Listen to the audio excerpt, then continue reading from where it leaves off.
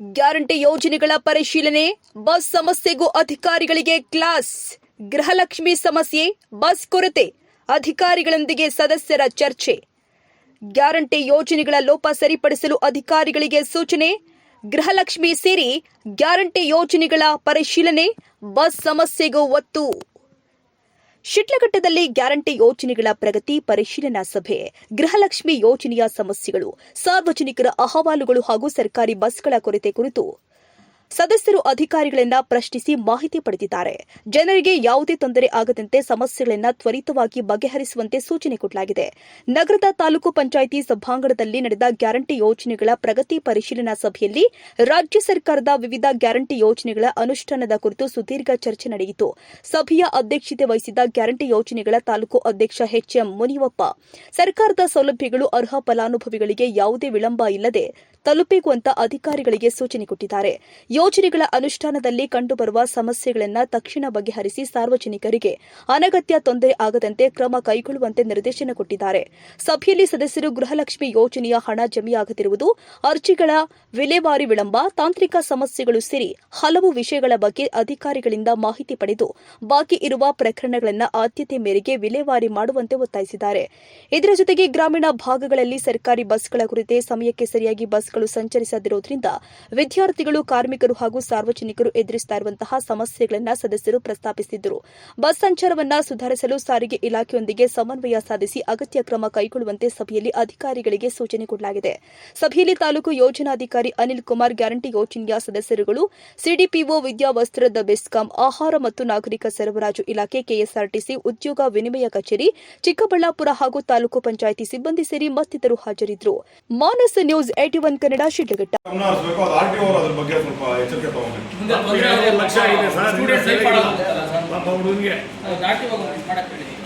ಒಂದು ಆರ್ಟಿಒ ಒಂದು ನಿಮ್ಮ ಕಡೆಯಿಂದ ಒಂದು ರಿಕ್ವೆಸ್ಟ್ ಆಗ್ತದೆ. ನಮಗೇನೋ ಕಂಡು ಬಂದ್ರೆ ನಾವೇ ಒಂದು ವಿಡಿಯೋನ ಒಂದು ಫೋಟೋನ ತೆಗೆದು ಹಾಕ್ತೇವೆ. ಇವಾಗ ಮಾಧ್ಯಮ ಮಿತ್ರದವರು ಸಿಕ್ಕಿದ್ರೆ ಅವರು ಆಮೇಲೆ ಈ ಬೆಂಗಳೂರು ಬಸ್ ನಿಮ್ಮ ಬಸ್ ಅವ್ರು ಮಾತಾಡೋದು ಬರೋದೇ ಇಲ್ಲ. ಯಾವ ಕರೆಕ್ಟಾಗಿ ಕೆಲಸ ಮಾಡ್ತಿದ್ದಾರೆ ನೆಕ್ಸ್ಟ್ ಅವರು ಹೋಗ್ತಾ ಇದ್ದಾರೆ. ಇಲ್ಲ ಸರ್, ನಿಮ್ಮ ಬಸ್ಸಲ್ಲಿ ಯಾವುದಕ್ಕೂ ಎಮಿಷನ್ ಮಾಡಿಸಲ್ವಾ? ಮತ್ತೆ ಹೊಗೆ ನೋಡೋರು ಒಳ್ಳೆ ಇದ್ರಲ್ಲಿ ಬಂದಂಗೆ ಬರ್ತಾ ಇರುತ್ತೆ. ಏರ್ ಪೊಲ್ಯೂಷನ್ ನೀವೇ ಅದನ್ನ ಇನ್ಶೆಕ್ಟ್ ತಗೊಳ್ಳೋದಾಗುತ್ತಲ್ಲ. ನೆಕ್ಸ್ಟ್ ಟೈಮ್ ಬರ್ತೀರಲ್ಲ, ಫೋಟೋ ಕೊಡ್ತೀವಿ ಬಿಡಿ. ನಾವು ನೋಡಿದಾಗ ಫೋಟೋ ತಗೊಂತೀವಿ.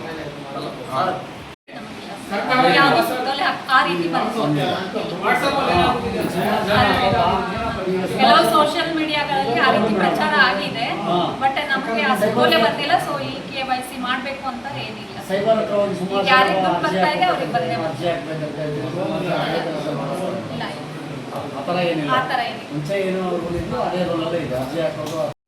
ನಮ್ಮ ರಾಜ್ಯ ಸರ್ಕಾರದಿಂದ BPL ಕಾರ್ಡ್ 1 ಯೂನಿಟ್ಗೆ 10 kg ಅಕ್ಕಿ, ಅದೇ ರೀತಿ ಅಂತ್ಯೋದಯ ಕಾರ್ಡ್ ಸಂಬಂಧಪಟ್ಟಂತೆ ಜುಲೈ ಮಾಹೆಗೆ 14 kg ಅಕ್ಕಿ, ರಾಗಿ 21 kg ಈ ರೀತಿ ಸರ್ಕಾರದಿಂದ ಅಲರ್ಟ್ ಆಗಿದೆ. ಈಗ ಈ ತಿಂಗಳು ನೀವು ಕೆಲವು ಶಾಪ್ಗಳಿಗೆ ಹೋಗಬಹುದಿದೆ ಸರ್. ಇಟ್ಕೊಳ್ಳಿ ಹಾಕಿದೆ. ಎಷ್ಟು ಸ್ಟಾಕ್ ಬಂದಿದೆ, ಎಷ್ಟು ಖರ್ಚಾಗ್ತದೆ, ಡೈಲಿ ವೇಜಸ್ ಸ್ಟಾಕ್ ಆಗ್ತದೆ ಮಾಡಿಸಿ ಉತ್ತಮ ಸಲಹೆ ಸರ್. ಈಗ ಆ ವಿಚಾರವಾಗಿ ಎಸ್ಟೇಟ್ ಜಾರಿ ಮಾಡಿದ ತಕ್ಷಣ ಆಧಾರದ ಲಿಂಕ್ ಆಗುತ್ತೆ. ಆ ಬೇಸ್ ಮೇಲೆ ಈಗ ಪ್ರತಿಯೊಂದು ಪ್ರತಿ ತಿಂಗಳು KYC ಮಾಡಿಸ್ಬೇಕಾಗುತ್ತೆ. ಅವ್ರೇನಾದ್ರು ಮಾಡೋದು ಅದನ್ನು ಎಂಟ್ರಿ ಆದ ತಕ್ಷಣ ಆಟೋಮೆಟಿಕ್ ಅದು ನಮ್ಮಲ್ಲಿ ಸಾಫ್ಟ್ವೇರ್ ಅಲ್ಲಿ ಡಿಲೀಟ್ ಆಗುವಂಥದ್ದು ಆಗ್ತಾ ಇದೆ. ಅದು ಡಿಲೀಟ್ ಆಯ್ತಂದ್ರೆ ಅವ್ರಿಗೆ ಏನೂ ಕೈ ಬರವಾಗಿಲ್ಲ ಸರ್. ಎಲ್ಲ ಆನ್ಲೈನ್ ಪ್ರೋಸೆಸ್ ಇದೆ. ಸೊ ಯಾವುದೇ ರೀತಿ ಕೈ ಬರ ಇರುವುದಿಲ್ಲ. ಆ ಸಿಸ್ಟಮ್ ಅಲ್ಲೇ ಆಗುವಂಥದ್ದು. ಸರ್, ಈಗ ಟ್ಯಾಕ್ಸರ್ ಆಗಿರ್ತಾನೆ, ಅವನೆಲ್ಲೋ ಇರ್ತಾನೆ ಬೇರೆ ಕಡೆ, ಅವ್ನು ಟ್ಯಾಕ್ಸ್ ಕಟ್ತಾನೆ, ಅವ್ನು ಆಗಿರ್ತಾನೆ. ಮತ್ತೆ ಅವ್ರ ತಂದೆ ತಾಯಿ ಇರ್ತಾರಲ್ಲ, ಅವ್ರಿಗೆ ಅಕ್ಕಿ ಹೋಗ್ಬೇಕು, ಅವ್ರ ರೇಷನ್ ಕಾರ್ಡು ಡಿಲೇಟ್ ಆಗಿರ್ತಾರೆ.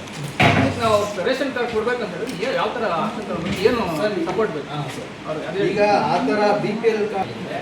ಸೊ ಅವರು ನಮಗೆ ತಾಲೂಕು ಆಫೀಸ್ಗೆ ಮನವಿಯನ್ನು ಕೊಡಬೇಕು.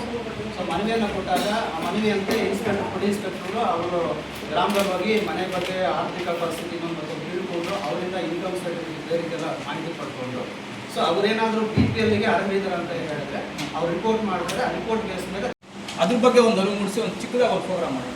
ನಮ್ಮ ಜಿಲ್ಲಾಧ್ಯಕ್ಷರು ಅದು ಬರ್ತಾರೆ. ಎರಡು ಒಂದೇ ದಿವಸ ಒಂದೇ ದಿನ ಸೇರ್ಕೊಂಡು 2 ಡಿಪಾರ್ಟ್ಮೆಂಟ್ಗೂ ಅನುಕೂಲ ಆಗುತ್ತೆ. ಒಂದೇ ದಿವಸ. ಅವ್ರಿಗೂ ಸ್ವಲ್ಪ ಫಂಕ್ಷನ್ ಇಟ್ಕೊಂಡ್ರೆ ಇಬ್ರು ಬಂದಿರ್ತಾರೆ. ಸಿಂಪಲ್ ಆಗಿ ಅಲ್ಲೊಂದು 50 ಜನ ಸ್ಟೂಡೆಂಟ್ಸ್ಗೆ ಕೊಟ್ಟಂಗೂ ಇರುತ್ತಲ್ಲ. ಕೊಟ್ಟಂಗೆ ಇದು ಮಾಡೋಣ. ಹಾ. ಅಟ್ಲೀಸ್ಟ್ ಅವಾಗ ಸ್ಟೂಡೆಂಟ್ಸ್ಗೆ ಸ್ವಲ್ಪ ಇದಾಗುತ್ತೆ. ಪ್ರೆಸ್ ಮುಖಾಂತರ ಪ್ರೆಸ್ ಅವ್ರನ್ನ ಕರೆಸಿ ಸ್ವಲ್ಪ ಒಂದು ಇದು ಮಾಡೋಣ.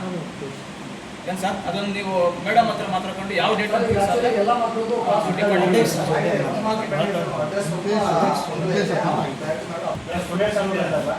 ಈಗ 5 ಯೋಜನೆಗಳಲ್ಲಿ 5 ಗ್ಯಾರಂಟಿ